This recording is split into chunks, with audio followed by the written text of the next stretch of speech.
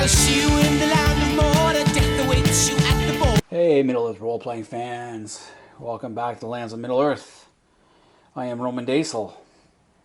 Today we're going to be looking at the Middle-earth Campaign Adventure Guidebook for the it's called the second edition. I have yet to see what the first edition one looks like, but it's basically the adventure guidebook. And this one was released in 1982, I guess the first edition. This would be in 1983. And it came with a cool 24-inch by 36-inch poster map. Full color. Now this is the poster map. This is called the Peter Fenlon map. And it's actually a pretty cool map. Now I think I bought this guidebook off eBay to complete the collection. I can't really remember. Might have found it elsewhere.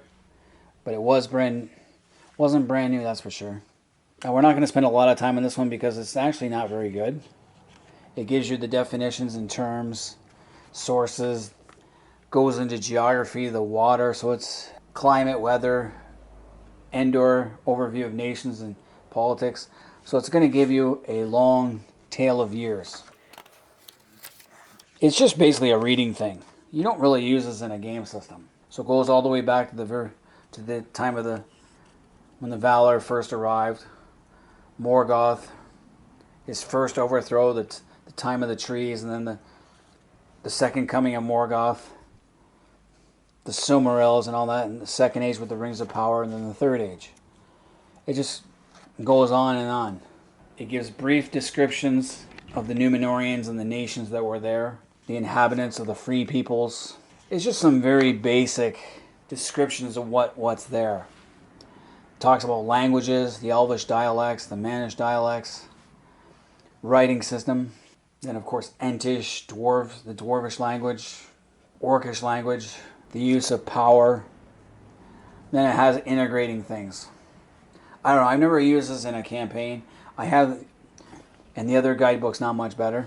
So it's going to give you illustrated maps of languages, where you can find certain languages, climate zones, continental trade routes, roads and settlements. So really, there's not a lot in here. Selected reading. So as far as a book goes, it's disappointing. The only cool thing about this was the big map you get, the Peter Fenlon map. And this is basically designed for the first 5 books, like Angmar, Umbar, Court of Ardor, Northern and Southern Mirkwood. So this was a supplement. And at the time it would have been good, but like I said, other than the map, there's not much to this. Okay, next we get up to the Middle-earth Adventure Guidebook 2. So this one was 1989, 2210 in the series. So the first guidebook was 2200, and this was the next one in line for the Adventure Guidebooks. This one I actually bought at, I'm going to say Imperial Hobbies. I didn't pay very much for it, maybe 12 bucks, if that. Now it does come with the campaign map of Northwest Middle-earth, which is pretty cool. You get one in the Middle-earth role-playing box as well. So I had 2 or 3 of these maps. I think I gave one away. I can't remember what happened to the other one. I used to have one up on my wall, pinned up, so there's no pinholes in this one, so it's not that one. This guidebook was a little bit better. Again, it goes through the same guidelines and principles, notes on Elvish grammar, so it gives you a little more details on how grammar works in the Elvish tongue. This is not something you're going to use in gameplay unless you're a hardcore fan, like those guys who learn Klingon for Star Trek, and this would be how it would. So it gives you more of a glossary of Elvish words in Quenya, which is kind of cool. I've read through this, tried a few words and phrases, being the geek that I am. As Quenya and Sindarin. So a pretty cool glossary, and then it has a glossary turn. So it really does do more explanations of people, places, and things. For example, it has Anglaron, which are the glittering caves of Helm's Deep, and referred to the fortress during the Dunedain period. So it gives all the terms, people, places, and things from both the Silmarillion, Unfinished Tales, and Lord of the Rings, and The Hobbit, which is kind of cool. It's kind of nice.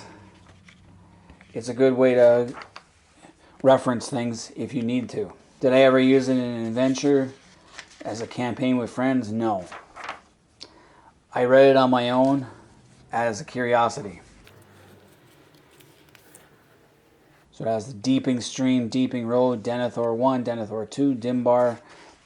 Like all sorts of like references to people, places, and things throughout the entire Lord of the Rings universe.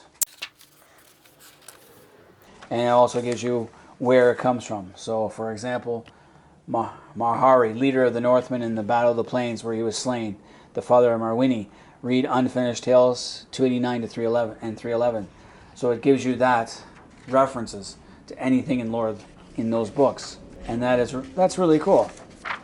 That part I liked, but I'm not going to spend hours going through each page.